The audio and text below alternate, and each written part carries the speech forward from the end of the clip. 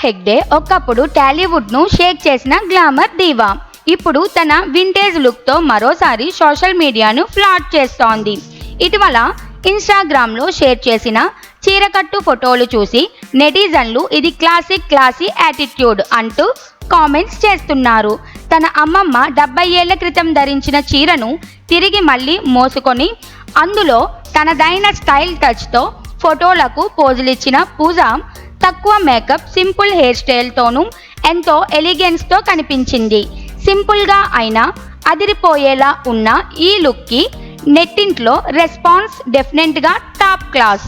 సినిమాల విషయానికి వస్తే మూగమూడితో 2012లో టాలీవుడ్కు ఎంట్రీ ఇచ్చిన పూజ ముకుంద, ఒక లైలా కోసం లాంటి చిత్రాల్లో నటించిన అసలైన బ్రేక్ డీజే అలా వైకుంఠపురంలో సినిమాల ద్వారా వచ్చింది.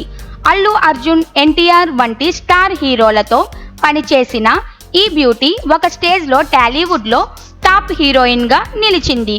అయితే ఇటీవలి కాలంలో తెలుగు ప్రాజెక్ట్స్ తక్కువ అవ్వడంతో కోలీవుడ్, బాలీవుడ్ వైపు అడుగులు వేస్తోంది.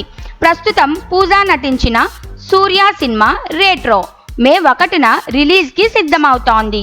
ఈ సినిమా ప్రమోషన్లో భాగంగా ఆమె పోస్ట్ చేసిన లేటెస్ట్ లుక్స్ ఇప్పుడు వైరల్ అవుతున్నాయి.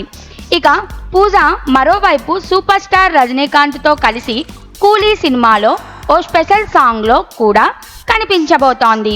విజయ్ హీరోగా నటిస్తున్న జననాయగన్లో హీరోయిన్గా నటిస్తున్న పూజ కాంచనా 4 చిత్రంలోనూ మెరవనుంది.